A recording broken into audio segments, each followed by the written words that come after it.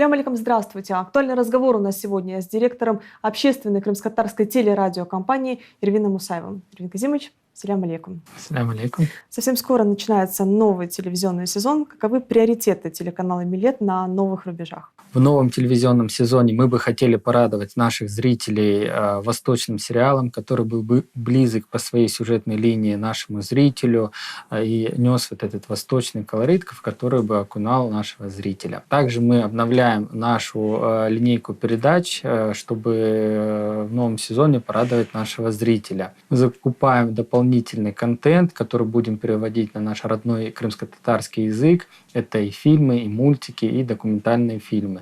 И с сентября месяца будем радовать снова наших зрителей. Для любого телеканала подготовка своего качественного контента, это, безусловно, является приоритетом. Какова стратегия телеканала «Милет» вот в этом очень важном направлении? Телеканал был создан в 2015 году в рамках реализации указа президента о реабилитации народов Крыма, в том числе крымско-татарского народа, при поддержке главы республики. Поэтому наша главная задача – это сохранение и развитие культуры и языка нашего народа. В этом направлении мы очень активно работаем. Мы запустили целый ряд передач, которые направлены на сохранение культуры, истории крымско-татарского народа. Это и документальные фильмы, которые мы практически уже ежемесячно выпускаем в эфир и радуем нашего зрителя. Поэтому в своей подготовке контента мы делаем акцент на сохранение и развитие культуры и языка нашего народа.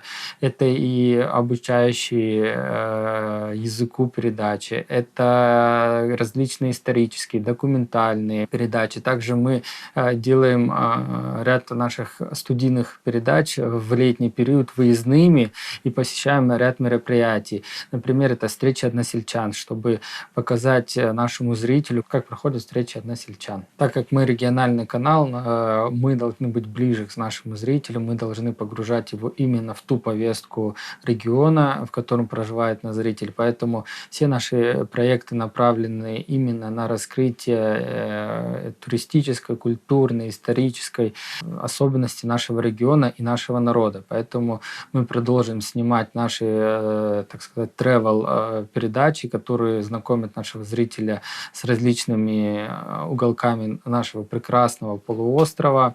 Также мы запускаем в новом сезоне наш проект «Софра Бюрнес» в новом формате, где профессиональный шеф-повар раскроет все секреты крымско-татарской и восточной кухни и вот позволит нашему зрителю получить новый опыт именно в таком гастрономическом направлении. Они будут раскрывать все секреты. Я думаю, уже в сентябре наш зритель увидит этот проект, который будет не студийным, а выездным, чтобы быть максимально интересным и показать тот прекрасный Крым, который мы любим. Мы долгое время уже готовим к запуску проект наш «Тек Арзу-Ватан».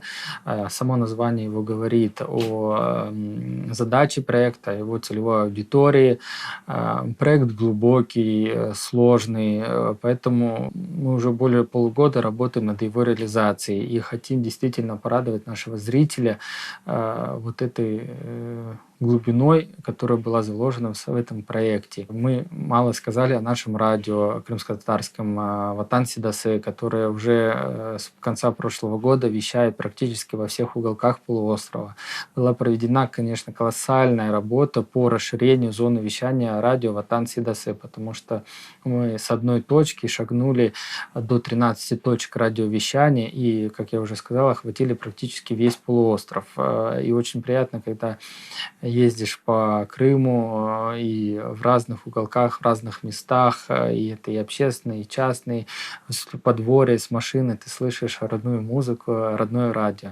Это очень греет душу и стимулирует к дальнейшей работе. Для того, чтобы быть ближе к нашему слушателю, было принято решение, чтобы наше радио радовало слушателей в выходные дни, работать именно в вечерний прайм-тайм, выходные дни. Это с 8 вечера до 12 ночи, когда все люди находятся на море или заняты домашними вопросами, находясь у себя дома, на море, в дороге, в работе, смогли вот именно слушать родную музыку и звонить, заказывать песни, участвовать в интерактивах и вот скрасить свой вечер с родным радио «Танцы ДСМ». Юрий Казимович, мы живем в информационном обществе, и если брать глобально, то речь идет об информационной войне, откровенно говоря.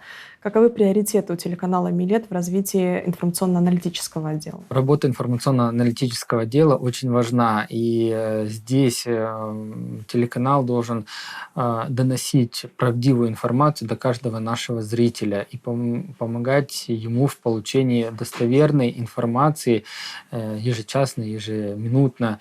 В этом направлении, естественно, у нас работает выпуск новостей «Хаберлер» и итоговые недельные выпуски, которые собирают всю важную информацию, все важные события в один недельный выпуск и погружают нашего зрителя в этот итоговый недельный подведение информации прошедшей недели. Выпускается ряд передач, такие, как вы знаете, наверное, «Крымский консенсус» и «Повестка дня», «Милет Визаман» и другие, которые вечерний прайм-тайм помогают нашему зрителю в получении информации. Эти передачи где-то и ток-шоу, аналитические, где-то со спикером, который более детально раскрывает тот или иной вопрос.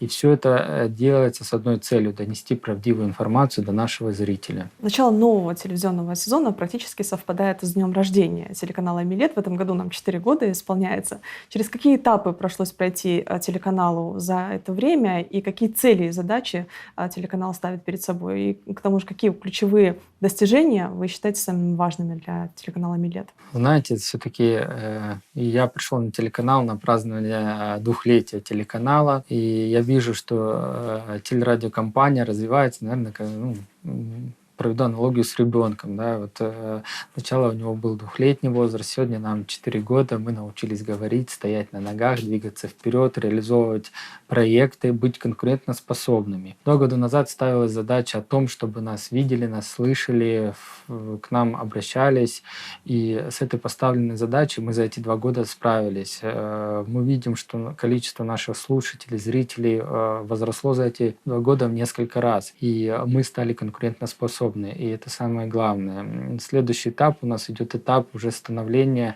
и полноценного развития. Я бы, наверное, это так в 2 словах бы озвучил. И сейчас мы уже реализовываем, ставим перед собой задачи и реализовываем качественные проекты, которые были востребованы не только в Крыму, но и за пределами Крыма. То есть вот на сегодняшний момент у нас есть ряд проектов, которые по уровню выше регионального. Да, и, к примеру, вот я уже несколько раз об этом говорил, мои коллеги там с федеральных каналах очень интересуются такими проектами, как «Крымомания», да, который проект уже и качество подачи информации, и качество картинки, звука перешагнул региональный уровень, и он востребован уже, его просят и хотят видеть на федеральных каналах. Да, и мы ставим перед собой, как я уже сказал, задачу качества, чтобы мы задавали темп, и зритель получал уже не просто информацию, а качественную, обработанную информацию в соответствии с общегосударственным уровнем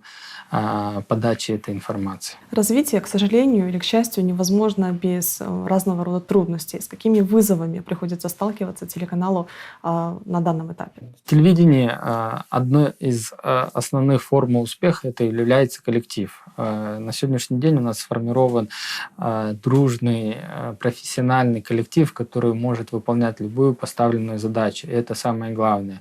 Ну и второй момент – это финансирование, потому что сегодняшнее телевидение, радио требует высококачественной аппаратуры, высококачественных профессионалов, и, соответственно, это все потребляет определенные финансовые ресурсы. Здесь бы хотелось сказать спасибо главе республики Сергею Валерьевичу за то, что он нас поддерживает, верит в нас. Мы со своей стороны стараемся оправдать эти надежды, и мы видим это по количеству наших рейтингов, потому что сегодня зрители, слушатели обращаются к нам с просьбой приехать, отснять, поднять тот или иной наболевший вопрос, и они понимают, что после выхода наших сюжетов, информации, эти проблемы в дальнейшем находят свое решение. И тот мост, который из себя выполняет телерадиокомпания, является главным залогом успеха.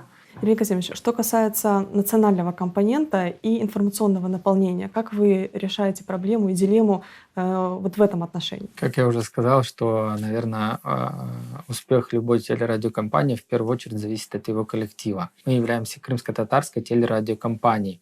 И здесь зачастую нам приходится брать не журналистов по профессии, а мы в первую очередь берем людей, которые хорошо знают и владеют своим родным языком, и в дальнейшем мы их учим азами журналистики. И вот из этих звездочек мы потом растим таких полноценных тяжеловесов информационной политики нашего региона, и некоторые из них даже покидают наш регион и идут дальше работать на федеральных каналах. Также хотелось бы сказать, что наш телеканал, кроме цифрового и аналогового вещания, вещает через спутник Ямал, который охватывает практически все страны СНГ, также Турцию и ряд других стран. И понимая, что многие наши соотечественники живут сегодня за пределами Крыма, телеканал Милет является мостом, который связывает наших соотечественников с родиной, с родным краем. И вещая на родном языке, мы согреваем их души, сердца и погружаем в родную атмосферу. Такой особенностью крымско-татарского канала «Милет» является наличие общественного совета. Вы как можете оценить значение общественного совета? И часто вам ли приходится слушать критику, либо какие-то положительные комментарии от представителей общественного совета? Естественно, связь с обществом, с общественностью и слышать мнения и пожелания наших зрителей, общественников, которые консолидируют мнение нашего зрителя, нам очень важно. Мы всегда готовы выслушать, прислушаться. Ко мне очень часто на социальных сетях обращаются или звонят в приемные на мои личные рабочие номера, где-то высказывают свои предложения, пожелания, просят где-то скорректировать работу телерадиокомпании в плане освещения, потому что мы не всегда можем везде приехать. И вот все-таки, когда информация доходит до меня, я стараюсь услышать каждого и нести это в нашу работу и учесть пожелания каждого нашего зрителя, чтобы быть ближе к каждому зрителю. Илья Казимович, как вы можете оценить значение радио в нашем информационном пространстве? Какова перспектива развития данного направления СМИ? И каковы были сложности, вообще какая динамика распространения вещания радио в Атан-Сидасу? Радио — это наша такая действительно большая гордость, потому что радио начинало 2 года назад вещать с одной точки радиовещания. На сегодняшний день этих точек радиовещания 13 штук. Многие из них строились с нуля. Была проведена правительством Крыма очень большая работа по расширению радиовещания в Атан-Сидасы. На сегодня мы охватываем 80% населения полуострова. Это очень большая победа. И очень приятно, находясь в разных уголках нашего прекрасного полуострова, слышать родное радио, над которым очень много работали, переживали. И все-таки у нас получилось зайти в каждый дом, потому что вот я бываю, нахожусь на различных выездах или в каких-то общественных местах, и я слышу свое родное радио Атан-Сидасы, и оно согревает душу и сердце не только мое, но и всех близких мне людей. Крым достаточно насыщен радиоволнами. Как вы считаете, что позволяет радио Атан-Сидасы занимать прочную нишу в информационном пространстве? Наверное, это наша прекрасная, богатая музыка, которая не оставляет равнодушных не только крымских татар, но и людей другой национальности, потому что я общаюсь с многими людьми, и они очень благодарны радио, очень благодарны нашей работе, потому что вот этот восточный колорит, вот это богатство крымско-татарской музыки согревает их души, ласкает их слух и вот создает неповторимую атмосферу там, где работает наше радио. В этом году в нашей стране завершается процесс цифровизации телевидения. Какое это имеет значение непосредственно для нашего региона? Крым — единственный регион в Российской Федерации, в котором существует и будет существовать третий мультиплекс.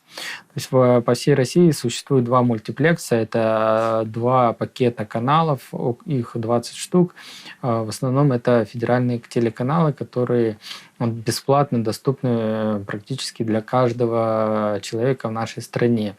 В Крыму принято нестандартное решение, в нем оставлен 3-й пакет пакет мультиплекса. Это дополнительно к тем 20 существующим каналам добавляется 8 региональных каналов, в том числе наш крымско-татарский телеканал «Милет», который будет доступен каждому зрителю на всей территории полуострова бесплатно. Это является очень важным моментом.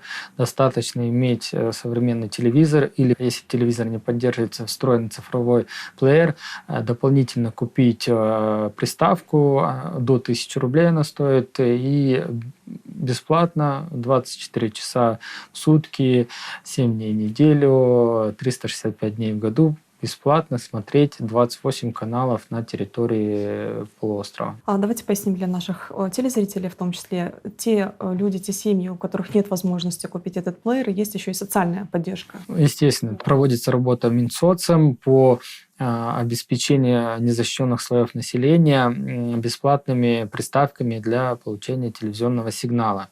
Также со своей стороны телеканал реагирует на все обращения со стороны незащищенных слоев населения.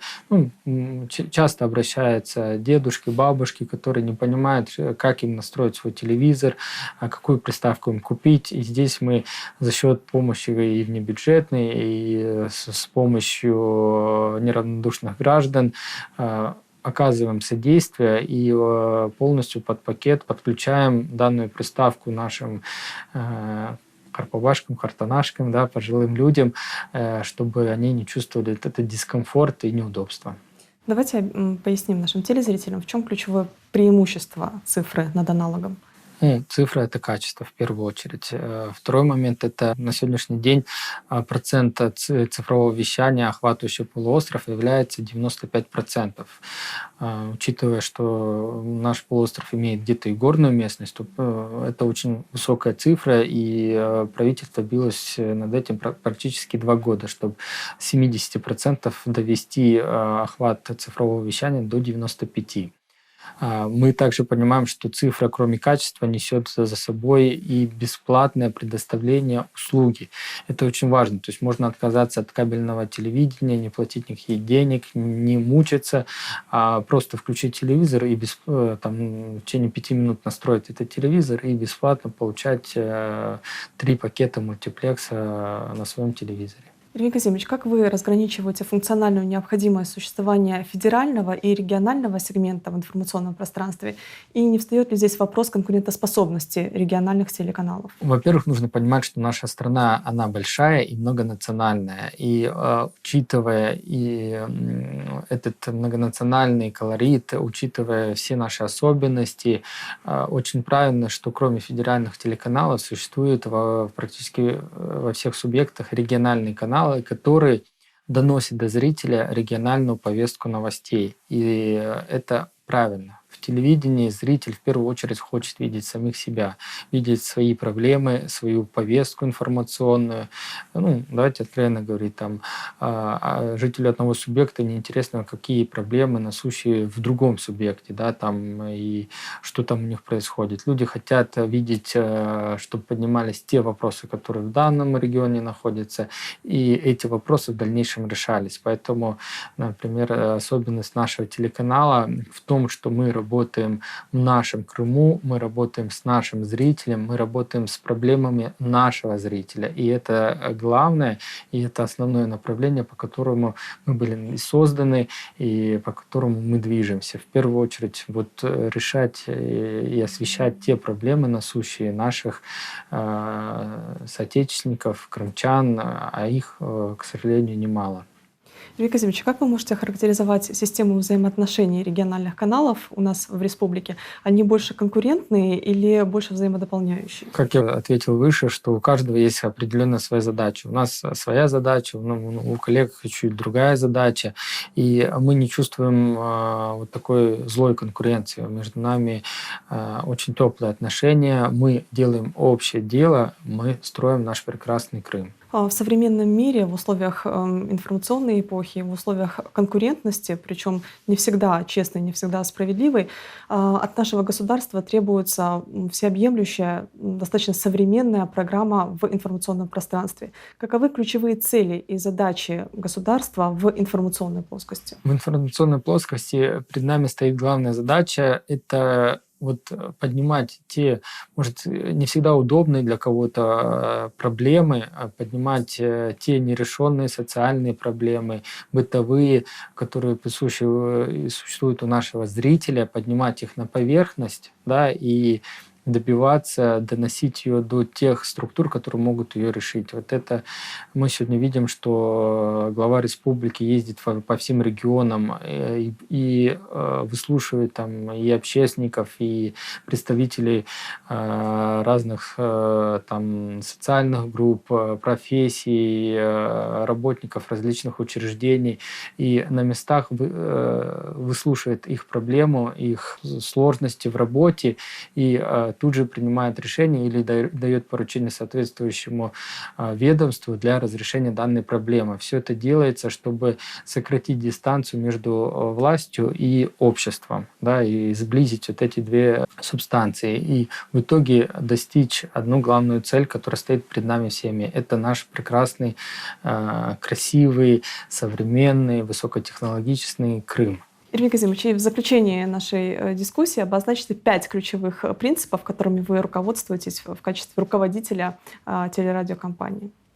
Ну, первое – это честность. Честность с коллективом, с самим собой, в работе. Наверное, второй принцип – это прозрачность в работе. Я за то, чтобы взаимоотношения там и в коллективе были, и с нашим зрителем они были прозрачные. Любой человек может спокойно прийти к нам на телерадиокомпанию. Мы с удовольствием покажем нашу работу, нашу открытость. Третий момент, наверное, в работе для меня – это качество. Вот все, что не делал бы я в жизни, я стараюсь делать качественно, чтобы совесть моя была чиста перед самим собой. Четвертый момент – это, наверное, вот такая теплая атмосфера в коллективе, которую я всегда пытаюсь создать. Это вот все-таки я люблю где-то пошутить, рассказать анекдот и сблизить людей для выполнения поставленных задач, потому что зачастую мы выполняем нашу работу не потому, что там мы должны кому-то, или мы это хотим, или мы это делаем, потому что мы несем ответственность перед своим товарищем, перед своим коллегой, и мы эту работу делаем, потому что мы ее хотим делать. А пятое – это удовольствие от проделанной работы. Бывает вот до 8, 9, 10 задерживаешься на работе, но выходя, вот, например, я всегда получаю удовольствие от проделанной работы, да, что я не оставил это, не принес на другой день, а вот сегодня, в этот час, там, допоздна, но я сделал работу, и я получаю от этого очень большое удовольствие. Спасибо, Ирвин Казимович, за такой важный разговор. Спасибо, уважаемые телезрители, за то, что были с нами.